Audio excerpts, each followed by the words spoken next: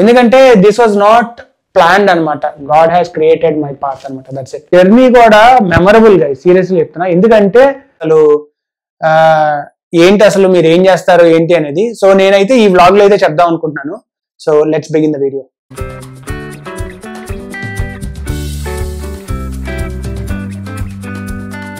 నేను బీఫామ్ చేశాను గైస్.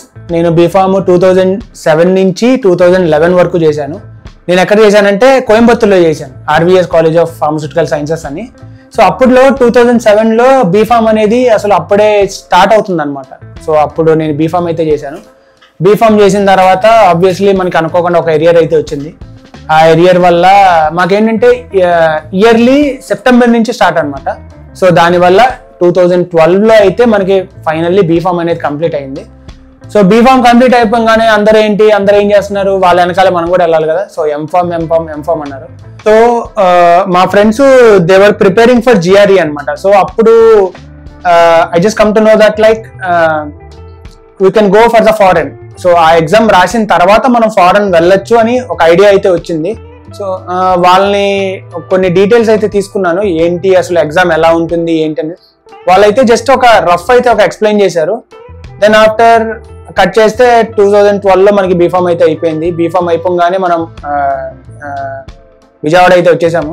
విజయవాడ వచ్చేసిన తర్వాత ఇప్పుడు ఏంటంటే అసలు ఏం చేయాలి ఏంటి అనేది ఒక డైలమా అనమాట. అటు ఎంఫామ్ చేయాలా అటు ఫారెన్ వెళ్ళాలా. సో మా ఫాదర్ని అయితే అడిగాను, డాడీ ఫారెన్ వెళ్ళాలని ఉంది ఏంటి అనేది. మా ఫాదర్ అన్నారు ఆబ్వియస్లీ సింగిల్ చైల్డ్ కదా, సింగిల్ చైల్డ్ వల్ల నో అయితే అన్నారు.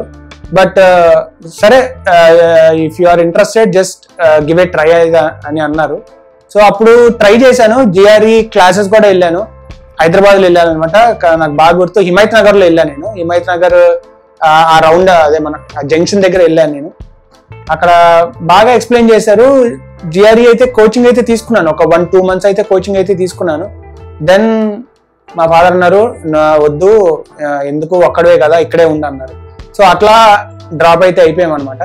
సో డ్రాప్ అయిపోయిన తర్వాత ఏం చేయాలి, మనకి ఏమీ లేదు ఏం చేయటానికి. సరే అని ఇంకా ఎంఫామ్ అయితే జాయిన్ అయిపోయాను. 2013లో అయితే ఎంఫామ్ అయితే జాయిన్ అయిపోయాను. ఎక్కడ జాయిన్ అయ్యానంటే M Pharm Avanti college of pharmaceutical sciences అని హైదరాబాద్లో. అది జస్ట్ ఒక వారానికి 1 or 2 days కాలేజ్కి అయితే వెళ్ళాలి. సో వెళ్ళిన తర్వాత మనం కాలేజ్కి అయితే వెళ్ళాము. అలా ఒక 2 years అయితే ఫుల్ గడిపేసాం. 2015 వరకు గడిపేసాము. గడిపేసిన తర్వాత ఏం చేయాలి, తర్వాత మై అంకుల్స్ ఫ్రెండ్ అనమాట, హీస్ ఎ క్లాస్మేట్ ఫ్రెండ్ అనమాట. So he has a company in Hyderabad, షామీర్పేట్లో, ఆల్ఫామేట్ ఫార్ములేషన్స్ అని. సో అక్కడికి వెళ్ళి అడిగామన్నమాట just to get little bit experience in quality control. అక్కడ నేను ఎలాగో మాస్టర్స్ చేశా కాబట్టి so I have complete knowledge on HPLC, all the equipment which are used in quality control అనమాట. సో వెళ్ళి జాయిన్ అయిపోయాము. 2015 నుంచి 2016 ఎండ్ అంటే 17 వరకు జాబ్ అయితే చేశాము. బట్ జాబ్లో నాకు బాగా నేనైతే ఫస్ట్ థింగ్ ఏంటంటే బాగా నేర్చుకోగలిగాను అసలు క్వాలిటీ కంట్రోల్ ఏంటి, why quality control is important for the products, everything. అదంతా నేనైతే చాలా బాగా అయితే నేర్చుకున్నాను. జాబ్ చేసేటప్పుడు నాకేంటంటే కొంచెం ఆస్ట్రేలియాలో ఒక ఫ్రెండ్ అయితే ఉన్నాడు. ఫ్రెండ్తో నేనేంటంటే ఒక ఎట్లా రావాలి ఆస్ట్రేలియా ఏంటి అనేది, అంటే ఆస్ట్రేలియా PR వేయచ్చు నువ్వు. సో ఒక కన్సల్టెన్సీ అయితే ఉంది, ఆ కన్సల్టెన్సీకి వెళ్ళి కనుక్కో, దెల్ గివ్ కంప్లీట్ ఇన్ఫర్మేషన్ అన్నాడు. సరే కదా అని వెళ్ళి కనుక్కుంటే నా ప్రొఫైల్ అంతా చూసి వాళ్ళు చెప్పారనమాట, ఇట్లా మీకు ఎక్స్పీరియన్స్ ఉంది కదా, మీకు మాస్టర్స్ ఉంది కదా, so you are eligible for this అన్నారు. సో ఇమీడియట్గా యూనిట్ పే ఫర్ 1.5 lakh అన్నారు. సరే ఓకే అని 1.5 lakh పే అయితే చేశాము. పే చేసిన తర్వాత అది ఒక డ్యూరేషన్ వచ్చేసి 2-3 months అనమాట. 2-3 monthsలో మనకి రిజల్ట్ అయితే వస్తుంది అన్నారు. సరే అని పే చేసేసిన తర్వాత ఇంకొక 1 lakh అయితే అడిగారు. పే చేసాము. పే చేసిన తర్వాత లాస్ట్లో ఒక 3 months తర్వాత వాళ్ళు చెప్పింది ఏంటంటే ఇట్లా అందులో పాయింట్స్ ఏవో మ్యాచ్ అయితే అవ్వలేదు, మ్యాచ్ అవ్వకుండా అది రిజెక్ట్ అయితే అయింది. సరే కదా అని ఇప్పుడు వీసా రిజెక్ట్ అయింది, మనం ఏం చేయాలి అని ఒక మంచి డైలమాలో అయితే పడిపోయాను. ఇదేంటంటే జాబ్ మిడిల్లోనే అనమాట, మిడిల్లోనే నేను PR2 వేస్తూ నేను జాబ్ అయితే చేస్తూ ఉన్నాను. అది 2016 జూలై జూన్ జూలైలో జరిగింది. నేనైతే సెప్టెంబర్ అక్టోబర్లో అయితే నేను రిజైన్ చేసేసి విజయవాడ అయితే వెళ్ళిపోయాను. 2017లో నేను విజయవాడలోనే ఉన్నాను. మళ్ళీ ఖాళీగా ఉండటం దేనికే అని సరే అని one of my dad's friend అనమాట, హీస్ కంపెనీ అదే మన స్కూల్ ఓనర్ అనమాట, Vikas college of pharmaceutical sciences అని. సో అక్కడ అసిస్టెంట్ ప్రొఫెసర్గా అయితే నాకు జాబ్ అయితే వచ్చింది. సరే మరీ ఖాళీగా ఎందుకు ఉంటాం కదా అని సరే మళ్ళీ వేరే కంట్రీస్కి కూడా ట్రై చేద్దాము అని ముందైతే అక్కడికి వెళ్ళి జాయిన్ అయిపోయిన తర్వాత ఒక 6 months అయితే అయింది, 6-7 months అయితే అయింది. నేను కరెక్ట్గా 2018 స్టార్ట్లో జాయిన్ అయిన అక్కడ. ఒక 6-7 months అయితే అయిపోయిన తర్వాత సడన్గా ఒక ఆయన అయితే వచ్చి మాకు ఇట్లా జస్ట్ పర్మిషన్ కావాలి, మేము ఇట్లా డిఫరెంట్ కంట్రీస్ మేము స్టూడెంట్స్కి అయితే ఎక్స్ప్లెయిన్ చేద్దాం అనుకుంటున్నాము, డిఫరెంట్ కంట్రీస్ ఉన్నాయి ఇవన్నీ అని. వాళ్ళని అడిగాను అనమాట నేను, ఏమనంటే ఇట్లా can I send my profile to you so that I'm recently tried so and so అని ఇట్లా మొత్తం మన హిస్టరీ అంతా చెప్పాను అనమాట ఆయనకి. హిస్టరీ అని చెప్తే sure sir just send me your profile, I look at after అని పంపించిన తర్వాత నేను ఎప్పుడైతే పంపించానంటే జూన్ జూలైలో అయితే పంపించాను నేను. జూన్ అదే ఆల్మోస్ట్ లైక్ మే జూన్ 2018లోనే ఇదంతా జరిగింది. మే జూన్లోనే పంపించాను. జూన్లో పంపించగానే మళ్ళీ ఏంటబ్బా ఏంటి అనేది ఒక మంచి డైలమాలో. అప్పుడు నేను ఏంటంటే ఇంకా మనకి వెళ్ళటానికి అయితే ఛాన్స్ లేదు, ఎలా వెళ్ళాలంటే ఓన్లీ స్టూడెంట్ దీని మీద వెళ్ళాలి అనేది ఒక మైండ్లో అయితే ఫిక్స్ అయిపోయిన తర్వాత వచ్చారు, మొత్తం నా ప్రొఫైల్ అంతా ఆయనకి పంపించాను. అప్పటికి ఏంటంటే నేను రాసిన పీటీ ఎగ్జామ్ అది యాక్చువల్గా 2 years వ్యాలిడిటీ ఉంటుంది. కరెక్ట్గా అక్టోబర్లోది దాని వ్యాలిడిటీ అయిపోతుంది అనమాట. సో వ్యాలిడిటీ అయిపోతున్న తరుణంలో ఈయన వచ్చి సరే మన ప్రొఫైల్ అయితే ఇంత పంపించిన తర్వాత నేను కాలేజెస్కి అయితే పంపిస్తాను, కాలేజెస్కి పంపించిన తర్వాత వాళ్ళ దగ్గర నుంచి రెస్పాన్స్ వచ్చిన దాన్ని బట్టి విల్ ప్రొసీడ్ ఫర్దర్ అన్న. ఒక 1 month తర్వాత మీకు ఆఫర్ లెటర్ అయితే వచ్చింది, మీరు ఇప్పుడు ఫీజు అయితే పే చేయాలి అన్నారు. ఏంటి అసలు నాకేం అర్థం కాలేదు. ఫస్ట్ సడన్గా అప్లై చేసాము, ఆఫర్ లెటర్ వచ్చేసింది ఏంటి అనేది నేనైతే ఫుల్ మొత్తం కంప్లీట్ అయితే బ్లాంక్లో ఉన్నాను నేనైతే. సరే ఇప్పుడు నెక్స్ట్ స్టెప్ ఏంటి, మనీ పే చేయాలి. మనీ అప్పుడు మేము పే చేసింది ఏంటంటే 9 lakhs అంతా పే చేసాం, 9 lakhs ఇంక్లూడింగ్ అంతా అనమాట. సరే కదా అని మా బ్రదర్ ఉన్నారు యాక్సిస్ బ్యాంక్లో, వెంటనే వెళ్ళి లోన్కి పెట్టేసి విత్ ఇన్ 1 monthలో మీకు మనకి లోన్ అయితే వచ్చేసింది. లోన్ వచ్చేసిన తర్వాత ఐర్లాండ్కి ఏంటంటే బేసిక్గా పూర్తిగా మొత్తం అంతా అమౌంట్ అంతా పే చేసిన తర్వాతనే you can drop the visa అనమాట. అదొక రూల్ ఉంది ఐర్లాండ్కి. సరే కదా అని మొత్తం అమౌంట్ అయితే పే చేసేసాము. కంపెనీ కాదు, కాలేజ్ నుంచి అయితే మనకి లెటర్ వచ్చేసింది, టోటల్ అమౌంట్ సో పెయిడ్ అని వచ్చేసిన తర్వాత మనం we're ready all set to drop the visa అనమాట. ఇప్పుడు ఏంటంటే రెండో టెన్షన్ మొదలైంది. ఇప్పుడు మొత్తం అంతా అయిపోయింది, వీసా వస్తుందా రాదా అదొక మెయిన్ టెన్షన్ అనమాట. సరే కానీ అప్పటికి నేను జాబ్ చేస్తూ సైమిల్టేనియస్గా ఇదంతా సైడ్ నుంచి చేస్తూనే ఉంటాను.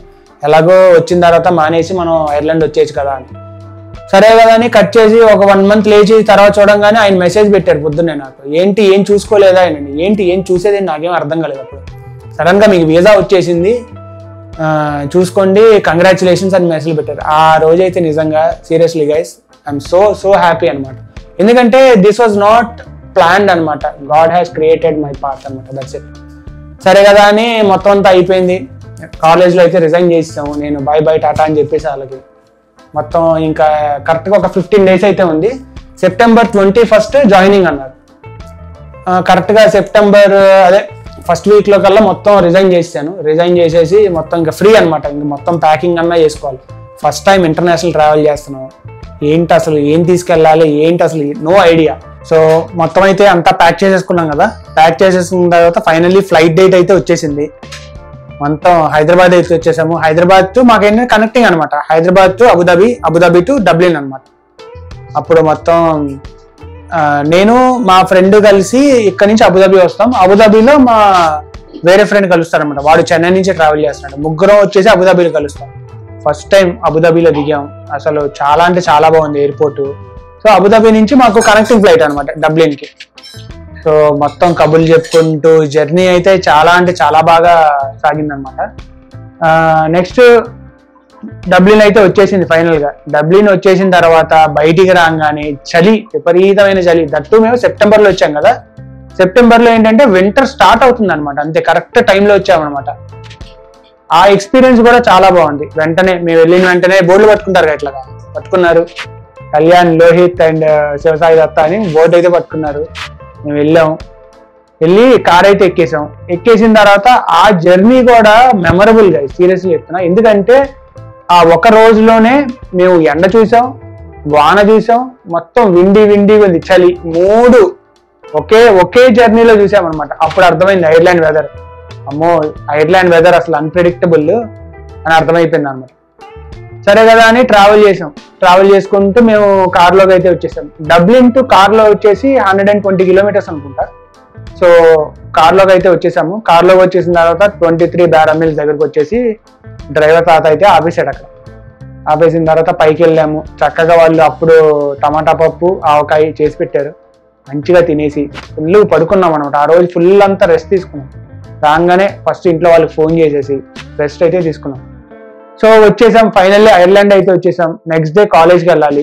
అదంతా ఓకే, బాగానే ఉంది. ఇప్పుడు మెయిన్ హర్డిల్ ఏంటంటే పార్ట్ టైం ఎత్తుక్కోవాలి. పార్ట్ టైం ఎత్తుక్కోవడం ఎట్లా? ఇప్పుడు మేమేంటంటే మేము కార్లలో ఉన్నాం కదా, సో కార్లో ఏంటంటే ఒక చిన్న టౌన్ అనమాట. టౌన్స్ లో బేసిక్ గా పార్ట్ టైమ్స్ చాలా తక్కువ దొరుకుతాయి కంపేర్ టు సిటీ అనమాట. డబ్లిన్ లో అయితే మనకి పార్ట్ టైమ్స్ చాలా ఉంటాయి కదా, సో కార్లో అయితే చాలా లిమిటెడ్ పార్ట్ టైమ్స్ అనమాట రోజు. అండ్ మాకు ఒక మంచి ప్లస్ పాయింట్ ఏంటంటే మాకు క్లాసెస్ ఈవినింగ్ అనమాట, 7 to 10. సో అదొక మంచి, మాకు మార్నింగ్ అంతా వర్క్ చేసుకోవచ్చు, సాయంత్రం అంతా ఇదనమాట.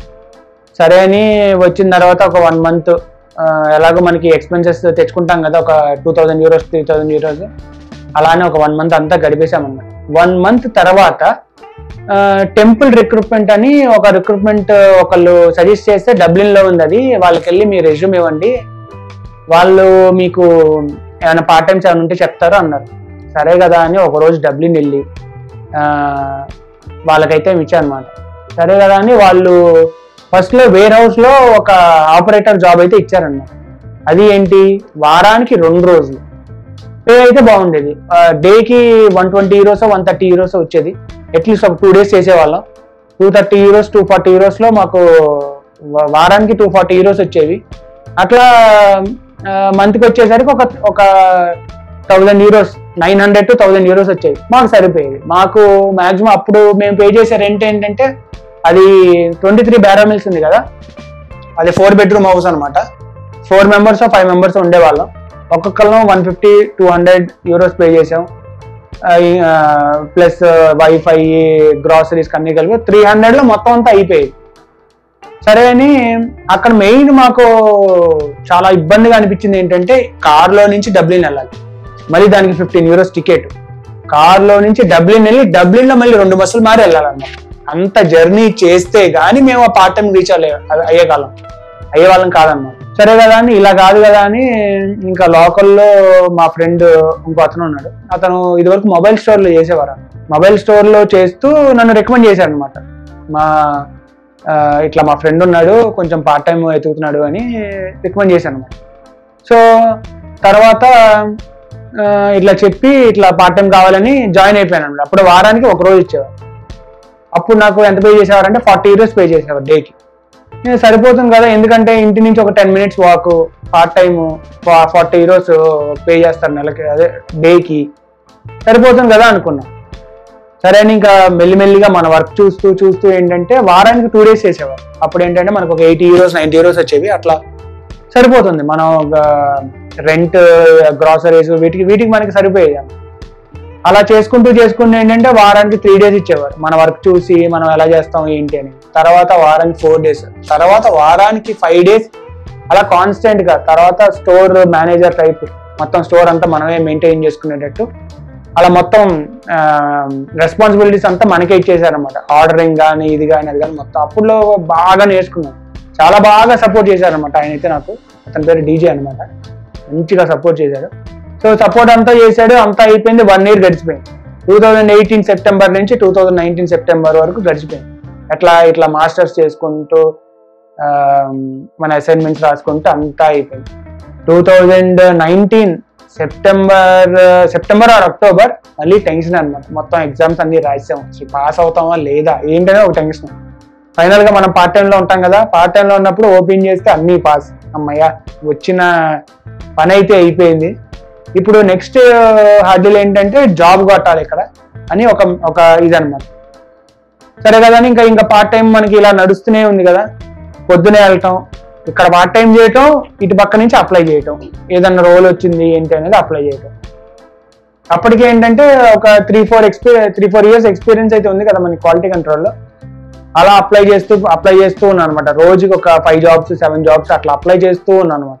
ఎందుకంటే వాళ్ళు బేసిక్గా ఇక్కడ అట్లీస్ట్ ఒక 1-2 years ఎక్స్పీరియన్స్ అయితే చూస్తారనమాట. ఎందుకంటే మనకి ఇండియాలో ఎక్స్పీరియన్స్ ఉంది, ఇక్కడ ఎక్స్పీరియన్స్ లేదు. వెంటనే మనకి మాస్టర్స్ అయిన తర్వాత కొంచెం గ్యాప్ ఉంది కాబట్టి, గ్యాప్ అంటే లైక్ మళ్ళీ మాస్టర్స్ చేశాం కదా, అదే గ్యాప్ అన్నమాట. సరే అంతా అయిపోయింది, పక్క నుంచి అప్లై చేస్తూ ఉన్నాం అనమాట. అలా 2019 నుంచి 2020 వరకు అప్లై చేస్తూనే ఉన్నాను. సడన్ గా 2020 సెప్టెంబర్లో, మళ్ళీ అది కూడా సెప్టెంబర్లోనే కరెక్ట్గా ఒక కాల్ వచ్చింది. ఇట్లా కొన్ని కన్సల్టెన్సీస్ ఉంటాయి అనమాట ఇక్కడ, చాలా ఒక 10-15 కన్సల్టెన్సీస్ ఉంటాయి. సో వాళ్ళు ఏంటంటే ఎక్కడైతే కంపెనీస్లో జాబ్స్ అయితే ఉన్నాయో వాళ్ళు మనల్ని రీచ్ అవుట్ అయ్యి వాళ్ళు చేస్తారనమాట. అప్పుడు నన్ను రీచ్ అయ్యారనమాట. ఒక రోల్ ఉంది ఇట్లా డంగార్విన్ యూరోపియన్స్లో ఒక రోల్ ఉంది, సో మీ ప్రొఫైల్ అంతా బాగా నచ్చింది మాకు అని వాళ్ళు చెప్పారనమాట. చెప్పిన తర్వాత ఓకే సరే ఐఎమ్ ఇంట్రెస్టెడ్ అని చెప్పాను అనమాట. సరే ఒక 1 week గట్టిగా కూర్చొని ఆఫ్ అయితే తీసుకుని, ఒక 1 week ఆఫ్ అయితే తీసుకొని, అప్పుడే కోవిడ్ కూడా స్టార్ట్ అయింది. 2020 కదా కరెక్ట్గా కోవిడ్ కూడా స్టార్ట్ అయింది. అసలు ఇంట్లో నుంచి బయటికి వెళ్ళకుండా మొత్తం అంతా లాక్డౌన్ అనమాట. పార్ట్ టైం కూడా ఇంకేం లేదు, ఇంట్లో కూర్చోవడం, ప్రిపేర్ అవటం, మళ్ళీ అప్లై చేసుకోవడం, ప్రిపేర్ అవటం. మరి ఇది వస్తుందో రాదో తెలియదు, అప్లై చేయడం, ప్రిపేర్ అవటం, అట్లా చేస్తూ ఉన్నాను అనమాట. మంచిగా ప్రిపేర్ అయ్యి 2 rounds అయితే అయ్యాయి. ఫస్ట్ అయితే HR రౌండ్, సెకండ్ అయితే మేనేజర్స్ రౌండ్ అయింది. అయిన తర్వాత మంచిగా అయితే ప్రిపేర్ అయ్యాము. HPLC ఇవన్నీ ఇన్స్ట్రుమెంట్స్ ఏమేమి యూస్ చేస్తారు, GMP ఇదంతా అడిగారు. మొత్తం అంతా డీటెయిల్గా చెప్పాము వాడికి. చెప్పిన తర్వాత సడన్ గా ఆఫ్టర్ ఒక 10 days 15 days తర్వాత ఏంటంటే యు ఆర్ సెలెక్టెడ్ అన్నారు. అమ్మయ్య, ఇంకా మనం అయిపోయాం, మొత్తం సెటిల్ అయిపోయాం అనుకున్నాను అనమాట. సో వాళ్ళు ఏంటంటే వాళ్ళు ఆల్రెడీ చెప్పారు ప్రొబేషన్ అయిన తర్వాత మీకు స్పాన్సర్ అయితే చేస్తామన్నారు. ఎందుకంటే మనకు మెయిన్ ఏంటంటే స్పాన్సర్షిప్. ఇక్కడ మనం స్టూడెంట్ వీసాగా వచ్చినప్పుడు మనం స్టాంప్ 2 మీద వస్తాం, అది ఓన్లీ 1 year ఉంటుంది. స్టాంప్ 2 తర్వాత స్టాంప్ 1G అని ఉంటుంది, 1G కూడా 2 years ఉంటుంది అది. సో 1G 2 years లో మీరు జాబ్ ఎత్తుక్కొని కంపెనీ స్పాన్సర్షిప్ నుంచి స్టాంప్ 1G నుంచి 1 కన్వర్ట్ అవ్వాలన్నమాట. సో 1కి కన్వర్ట్ అయిన తర్వాతనే మీరు కొంచెం ప్రశాంతంగా ఊపిరైతే పీల్చుకోవచ్చాను. సో 6 months అయితే అయిపోయింది. యూరోపియన్స్ లో జాయిన్ అయ్యాం. మొత్తం కార్లో నుంచి పెట్టావేడ సర్దేసుకుని డంగార్విన్ అయితే వచ్చేసాం మేము.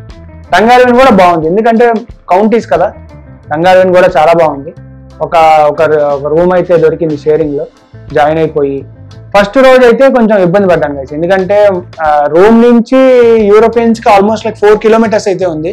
అప్పుడు మనకి సైకిల్ లేదు, కార్ లేదు, ఏమీ లేదు, మొత్తం నడుచుకుంటూ వెళ్ళేవాడిని. దాని తర్వాత ఒక 1 week తర్వాత అయితే నేను సైకిల్ అయితే తీసుకుని చక్కగా అలా సైక్లింగ్ చేసుకుంటూ వెళ్ళేవాడిని అనమాట. అలా జాయిన్ అయిపోయాను యూరోపియన్స్ లో. ప్రొబేషన్ అయితే అయిపోయింది, 6 months ప్రొబేషన్ అయితే అయిపోయింది. ప్రొబేషన్ అయిపోయిన తర్వాత HR డైరెక్ట్ గా ఇంకా స్పాన్సర్ అయితే చేస్తారు. స్పాన్సర్ చేసేసిన తర్వాత మనకి సెప్టెంబర్లో జాయిన్ అయింది కదా, మళ్ళీ వచ్చే మేలో మళ్ళీ అక్కడ కూడా మళ్ళీ మనకి కొంచెం ఒకటి అయింది. వాళ్ళు తప్పుగా అప్లై చేశారు. తప్పుగా అప్లై చేయడం వల్ల అది మళ్ళీ రిజెక్ట్ అయిపోయింది. రిజెక్ట్ అయిపోయిన తర్వాత మళ్ళీ వాళ్ళు రీఅపీల్ అయితే చేశారు. రీఅపీల్ చేసిన తర్వాత మేలో అయితే వచ్చింది. యాక్చువల్గా 6 months లో వచ్చేయాలి మనకి, అక్కడ మళ్ళీ లేట్ అయింది. ఫిబ్రవరిలో వచ్చేయాలి, మళ్ళీ అక్కడ లేట్ అయ్యి మళ్ళీ మేలో అయితే వచ్చింది మనకి. ఫైనల్ గా అయితే అయిపోయింది. స్టాంప్ 1 అయితే వచ్చేసింది. సో ఈ 1 year ఏంటంటే కంపెనీ వాళ్ళు 2 years స్పాన్సర్ చేస్తారు. సో ఆ 2 years మనం ఎటు కదలకూడదు అనమాట, అదే కంపెనీలో ఉండాలి. బట్ కదలచ్చు after 1 year if other company sponsoring to you can change అనమాట, క్లెయిమ్ పర్లేదు. సో నేనైతే 2 years అందులోనే ఉన్నాను. 2 years అయిపోయింది.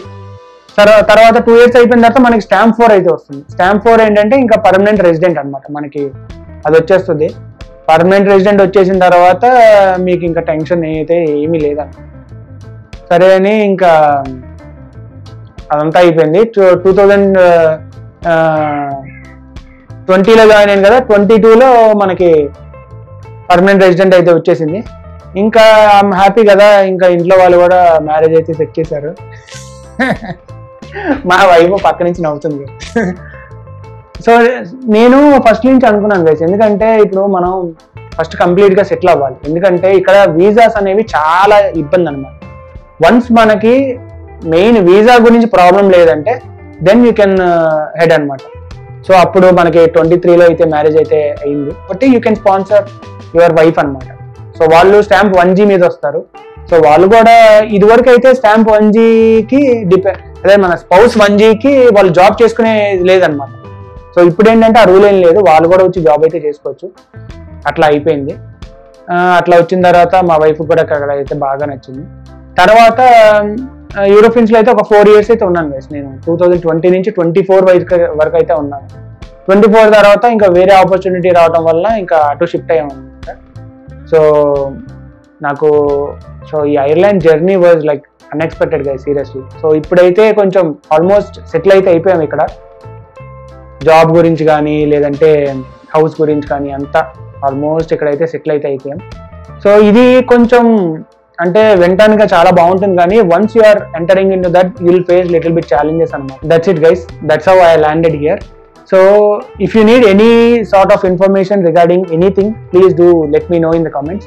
So I will try to explain you. So that's it for today guys. If you like the video, please like, share and subscribe. See you in the next vlog. Bye bye.